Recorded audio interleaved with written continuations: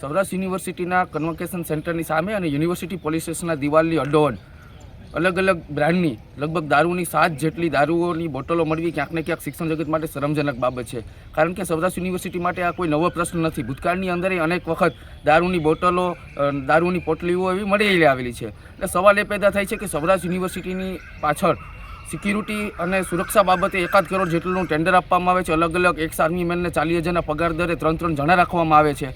અને તો એમ છતાંય આ અસામાજિક તત્વો પોતાનો મહેફિલોનો અડ્ડો બનાવતા હોય ત્યારે સિક્યુરિટી એજન્સી ઉપર એ સવાલો પેદા થાય કે સૌરાષ્ટ્ર યુનિવર્સિટીના સત્તાધીશો શું કરી રહ્યા છે.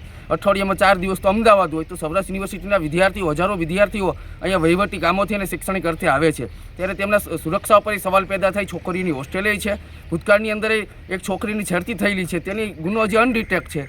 અહીંયા દિવાલ જો યુનિવર્સિટી પોલીસ સ્ટેશન, યુનિવર્સિટીના વિદ્યાર્થીઓની સુરક્ષા અર્થે જ યુનિવર્સિટી પોલીસ સ્ટેશનની સ્થાપના કરવામાં આવી હતી.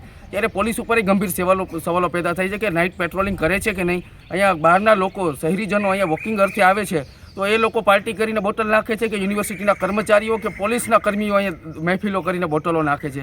એટલે ખૂબ જ ગંભીર સવાલ છે. એક બાજુ સરકાર દારૂબંધીના પોકળ દાવાઓ અને મોટી મોટી જાહેરાતો કરે, બીજી તરફ રાજ્યની અંદર ખુલ્લેઆમ દારૂ મળે છે. એની અંદર વિશેષ શરમજનક બાબત એ કે શિક્ષણના ધામની અંદર જો આવા અસામાજિક તત્વો દારૂની મહેફિલો કરતા હોય તો ખૂબ જ ગંભીર પ્રશ્ન છે અને વિદ્યાર્થીઓ અને વિદ્યાર્થીનીઓની સુરક્ષા બાબતે વાલીઓમાં ચિંતાનું મોજું ફરી વળે.